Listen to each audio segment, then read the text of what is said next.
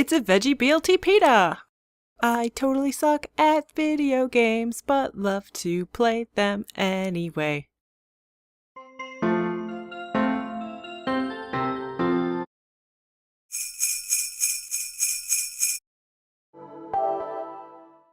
For game number 8, we have Thumper, and this one you actually don't need to have the VR to play. It's the same with Res Infinite. I think there might be one or two other ones where you don't technically need the VR, but they make it a VR enhanced experience. So I'm counting this as a VR game because they made it for VR and I played it in VR. In fact, I have not played it without the helmet, and it's a rhythm game. It's a weird acid trip of a rhythm game.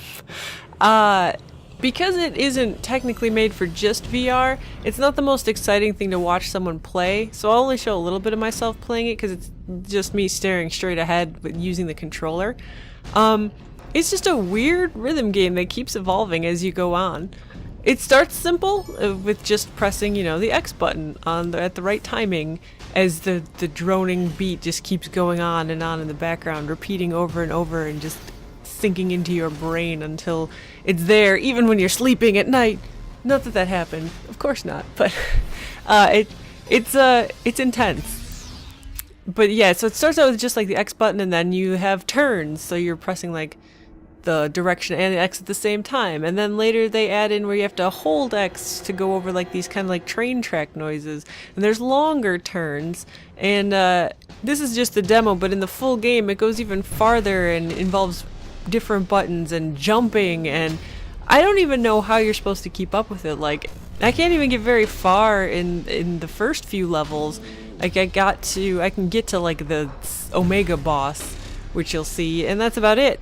But much like other rhythm games, some people just take to it like fantastically, and honestly, for some of the ones I've seen people play later levels, and like I don't even know how they can figure out what's coming. I assume instead of like looking at the track to see what buttons they need to press, they listen for the sound cues to just know what's coming up, because like you can hear the sound cues of like a track raising for a turn, or the little railroad things being laid down. Like every single move has a sound, every single change in the track has a sound that goes along with the continual beat in the background. So you just gotta train yourself to like know what sounds are what, and to be able to just press the buttons going along with the rhythm. It's crazy. Like, I'm a little bit too sight-based. Like, I love listening to it, and like I said, it infected my brain until I was hearing that just repetitive noise of the bass line over and over, even when I was asleep. But even so, I rely more on the visuals to get me through the actual level. I like how getting through the different moves changes the sounds, kind of like just in Res Infinite, where what you do affects the music around you. Like, that is so super cool, but I don't think I could ever be good enough to just like do it blind, just have the headset on, close your eyes and be like, oh, that noise means there's a left turn long track coming up, okay, we're ready. Like that, I don't think I could ever handle that. The graphics aren't anything special, but that's just because it's a weird like Lawnmower Man style acid trip design. I don't know. I mean, the VR is smooth, like the graphics are smooth. It's not that Lawnmower Man-ish, because I don't know if you've ever gone back to like look at the graphics from Lawnmower Man, which is like an old movie that involved virtual reality. It's not pretty.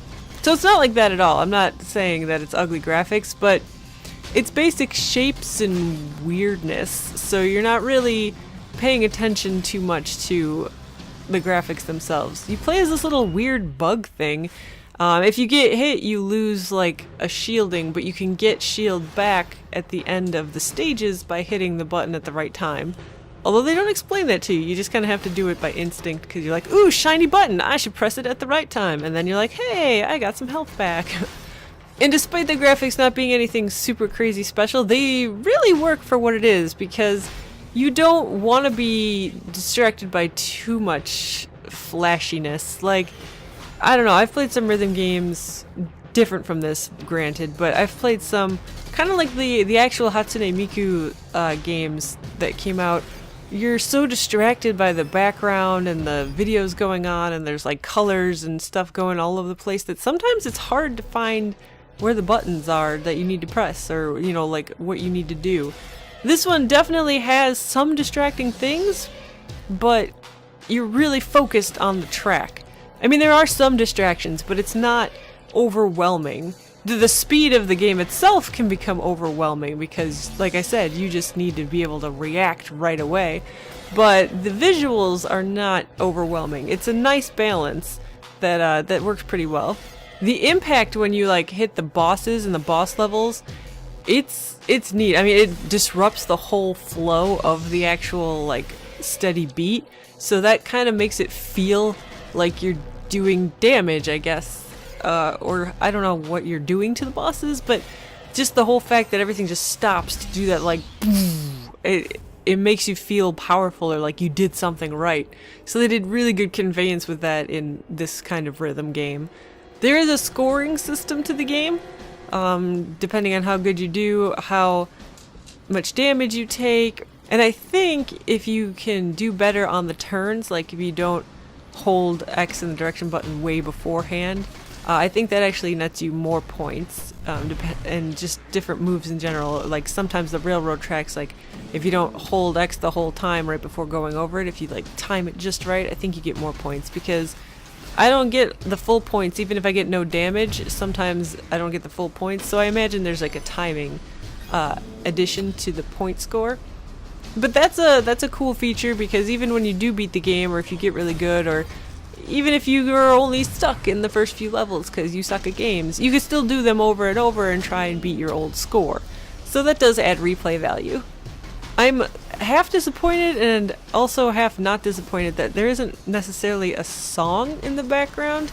Like you're not going along to a song that's gonna change and end. It's just like this evolving musical creature, which is a kind of a good way to describe the track you're on too. It's an evolving musical creature. I don't know. I like it, but I don't think I'd like buy a CD of it. But it totally works for the game. If you like rhythm games that use the controller, this one is pretty cool. And like I said, you don't need VR to play it. So if you're interested in it and you don't have the PSVR yet, you could still buy this and play it, and it's gonna look just as trippy. You just won't be able to look around with your head and figure out what's going on.